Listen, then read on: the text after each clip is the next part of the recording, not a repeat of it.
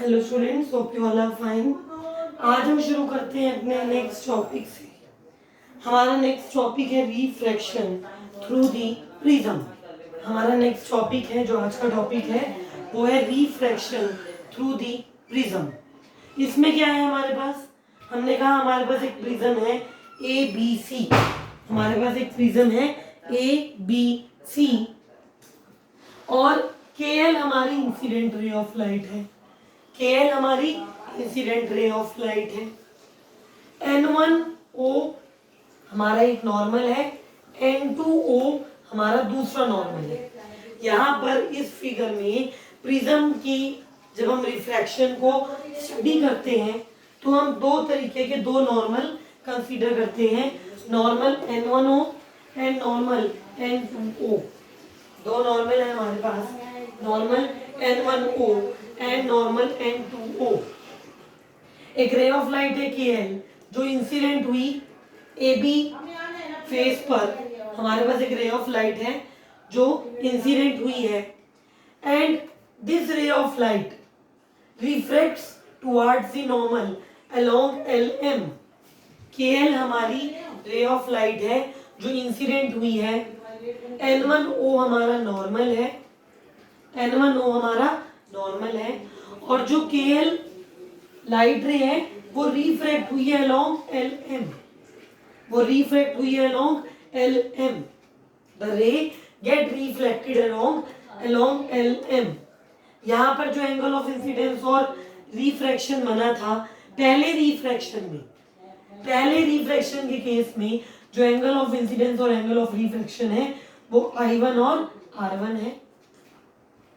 पहले रिफ्रैक्शन के केस में जो एंगल ऑफ इंसिडेंस है और एंगल ऑफ रिफ्रैक्शन है वो I1 और R1 है।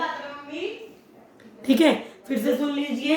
एक रे ऑफ लाइट जो है KL वो इंसिडेंट हुई इस फेस पर और रिफ्रैक्ट हुई towards the normal N1O along LM. The ray get reflected along LM. Now this ray LM falls on this face. जो रे LM है वो इस फेस पर इंसिडेंट हुई, इस फेस पर इंसिडेंट हुई and it refracts away from the normal N2O. जो रे है LM वो सेकंड फेज पर इंसिडेंट हुई और रिफ्रैक्ट हुई along MN which is away from the normal, अब अगर आप इंसिडेंट रे यानी कि KL को पीछे की तरफ एक्सटेंड करोगे, इंसिडेंट रे KL को पीछे की तरफ एक्सटेंड करोगे और MN रे को पीछे की तरफ एक्सटेंड करोगे तो जो एंगल उनके बीच में बनेगा वो एंगल QPN जिसे हम कहते हैं डेल्टा या एंगल ऑफ डेविएशन, जिसे हम कहते हैं डेल्टा और एंगल ऑफ डेविएशन। ये कौन सा एंगल है भाई? यही एंगल किसके बीच में बन रहा है? ये एंगल कौन सा है और किसके बीच में बन रहा है? अगर मैं पीछे की तरफ एक्सटेंड कर दूं KL रे को और MN रे को, अगर मैं पीछे की तरफ एक्सटेंड करूं रे KL को और रे MN को तो उनके बीच का जो एंगल है वो एंगल ऑफ डेविएशन डेल्टा कहलाता है। एंगल ऑफ डेविएशन या डेल्टा कहलाता है। फिगर होगी भाई क्लियर सबको? आगे चलते हैं। मैंने कहा मेरी इंसिडेंट रे है KL,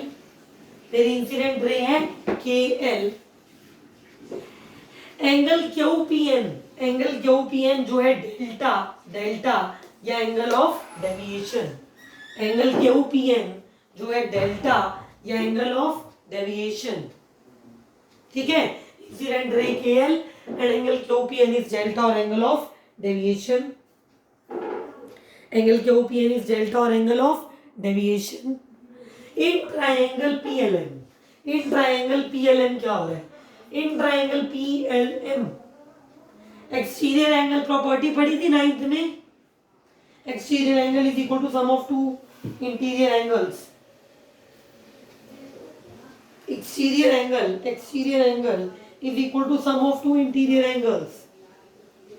In triangle PLM, delta is equal to angle PLM plus angle PML. In triangle PLM, delta, which is nothing but the angle of deviation. Delta, इसको 8 मत बना लेना, कंफ्यूज मत होना. This is delta, which is angle of deviation, is equal to angle PLM plus angle PML. From figure, angle PLM is I1 minus R1. From figure, angle PLM is I1 minus R1 and angle PML is I2 minus R2. Angle PLM आपका I1 minus R1 है और angle PML I2 minus R2 है। चले आगे, this becomes I1 plus I2 minus R1 plus R2। This becomes I1 plus I2 minus R1 plus R2। Now see triangle OLM। OLM triangle को देखिए, triangle OLM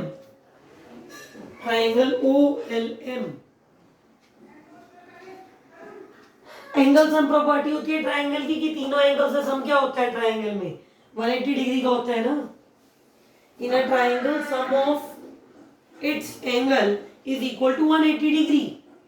therefore in triangle OLM, this triangle, in triangle OLM angle O plus R1 plus R2 is equal to 180 degree. In triangle OLM, angle O plus R1 plus R2 is equal to 180 degree. ठीक है? Now quadrilateral जो ALOM है उस पर आ जाओ। quadrilateral ALOM, this whole, in quadrilateral ALOM,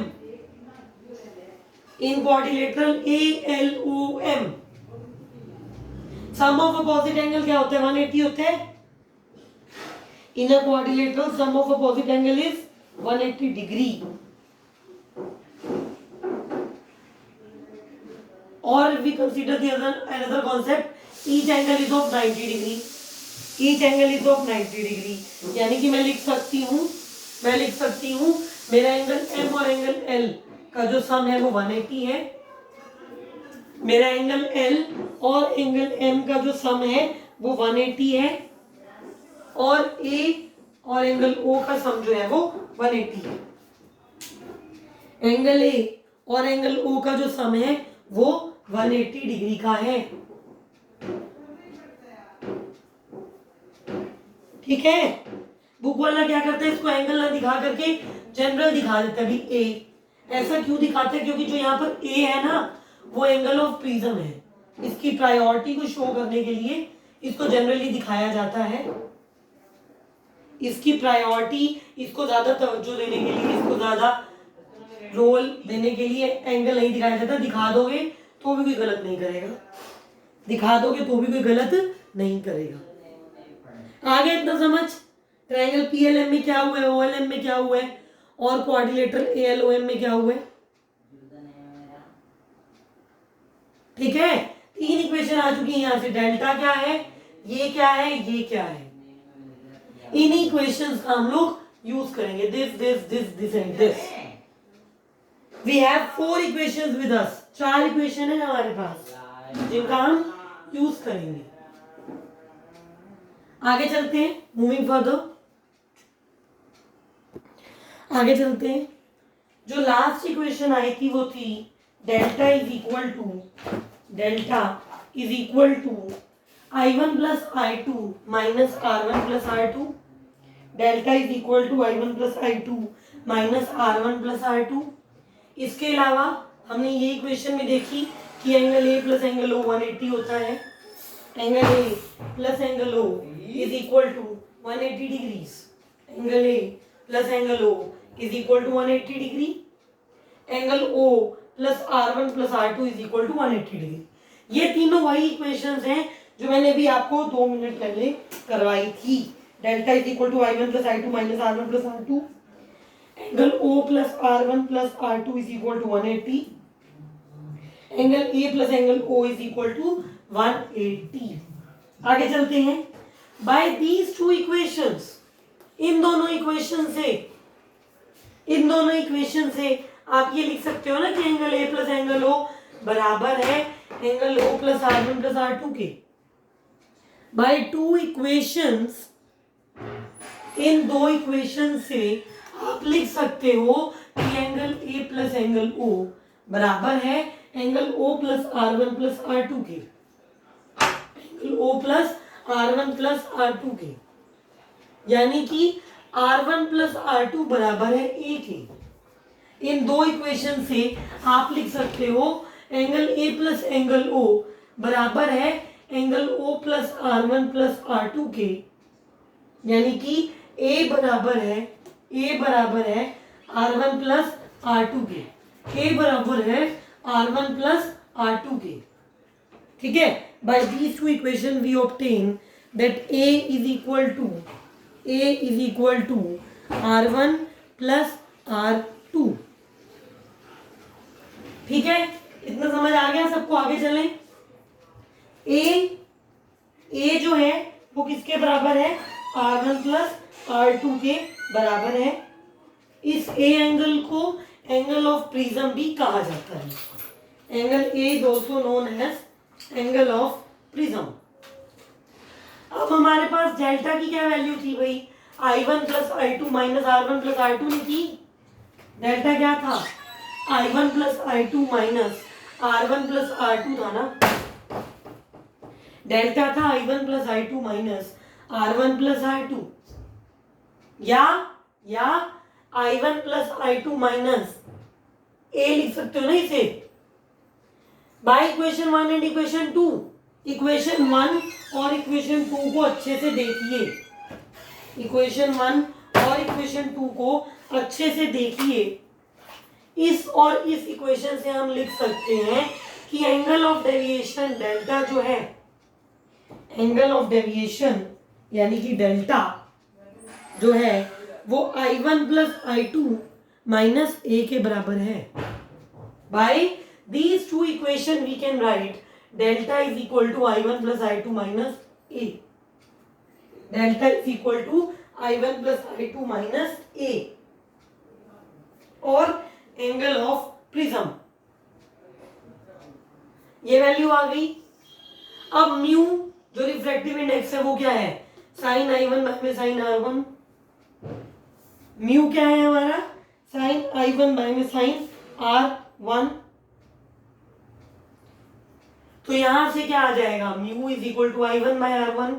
पहले वाला याद कीजिए, अगर एंगल छोटे हैं, if angles are small then sine I1 is equal to I1, sine R1 is equal to R1। If angles are small sin I1 is equal to I1 and sin R1 is equal to R1। तो यहां से क्या बन गया? I1 is equal to mu R1 ना बन गया? I1 is equal to mu R1 ना बन गया यहां से? By this equation we can write I1 is equal to mu R1। Similarly I2 is equal to mu R2। जैसे वहां पर sin I1 bye sin R1 लिया, ऐसे ही अगर आप sin I2 bye sin R2 लोगे, जैसे sin I1 bye sin R1 लिया है, ठीक है बच्चों? जब sin I2 bye sin R2 लोगे तो क्या बन जाएगा? I2 is equal to mu R2। I2 is equal to mu R2। I2 is equal to mu R two. इन दोनों इक्वेशंस को इसमें पुट कर दो, delta is equal to I1 plus I2 minus A होता है। इन दोनों इक्वेशंस को I1 I2 की वैल्यू को इस इक्वेशन में पुट कर दो, क्या बन जाएगा? इन दोनों वैल्यूज को इसमें पुट कर दो, क्या बन जाएगा? Delta is equal to mu R1 plus mu R2 minus A. Delta is equal to mu R1 plus mu R2 minus A. Mu common ले लिया, R1 प्लस R2 की जगह ए ले लिया, R1 प्लस R2 की जगह ए ले लिया। यहां पर क्या बन गया? फिर ए कॉमन ले लिया, अंदर बचा म्यू माइनस 1, ये बन गया mu A minus A common ले लिया तो क्या बचा? ए इंटू म्यू माइनस 1, ए इंटू, दो इक्वेशन बन गई ना, म्यू ए माइनस ए से हटा दो, कंफ्यूजन होगी। Mu A minus A common ले लिया, अंदर क्या बचा? म्यू माइनस 1 बचा ना, अंदर क्या बचा? म्यू माइनस 1 बचा। तो एंगल ऑफ डेविएशन डेल्टा क्या है? ए इंटू म्यू माइनस 1 है। Angle of deviation delta is equal to A into mu minus 1। ठीक है, आया समझ? Angle of refraction through prism एक बार फिर देख लीजिए। ये 3 इक्वेशन थी। कहीं पर अगर कोई स्टेप किसी बच्चे को समझ नहीं आया तो अच्छे से आ जाएगा। ये 3 इक्वेशन थी। इन दोनों इक्वेशन से हम ये इक्वेशन बना सकते हैं। एंगल ओ दोनों साइड से गया, क्या बचा? A is equal to R1 plus R2। अब इतनी कंफ्यूजन क्रिएट मत करना कि यहाँ तो एंगल ए था, ये ए क्यों लिखा है। एक ही बात है, एंगल ए लिखना है, एंगल ए लिख लो। एक ही बात है, एंगल ए लिखना है, एंगल ए लिख लो, कोई दिक्कत वाली बात नहीं है। R1 प्लस R2 क्या हो गया? ए। डेल्टा क्या बन गया? By 1 and 2, by equation 1 and 2 we have delta is equal to I1 plus I2 minus A लिख सकते हो। पहली और दूसरी इक्वेशन से हम लिख सकते हैं कि डेल्टा बराबर है I1 प्लस I2 माइनस ए के। डेल्टा बराबर है I1 प्लस I2 माइनस ए के। अब म्यू क्या है? Sign I1 by sine R1। Mu क्या है? Sign I1 by sine R1, यानी कि I1 बाय R1। म्यू अगर I1 बाय R1 है तो I1 क्या हो जाएगा? म्यू R1 नहीं हो जाएगा? I1 क्या हो जाएगा? Mu R1।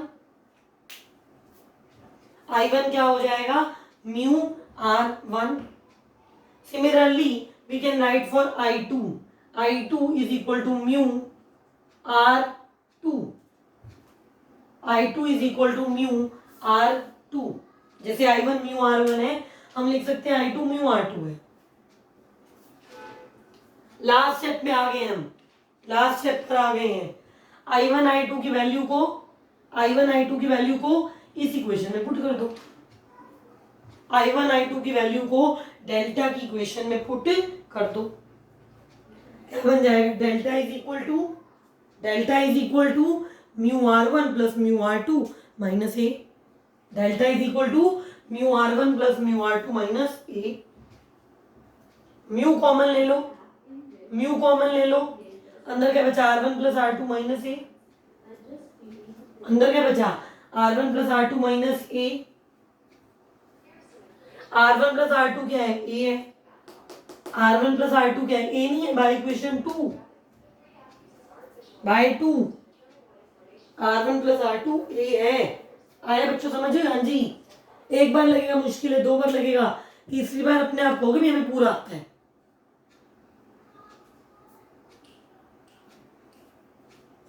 R1 plus R2 की जगह ए आ गया, तो ये इक्वेशन क्या बन गई? Mu A minus A. A common ले लीजिए, ए इंटू क्या बन गया, म्यू माइनस वन। ए कॉमन ले लीजिए म्यू ए माइनस ए में से, तो इक्वेशन बन गई A into mu minus one, A into mu minus one. और ये क्या है, यही तो है एंगल ऑफ डेविएशन डेल्टा। यही एक्सप्रेशन तो निकालना था, delta is equal to A into mu minus one. डेल्टा इज इक्वल टू a into mu minus 1. So in today's video we have studied the refraction through prism, a very important topic. And we are going to continue the next topic from the next video.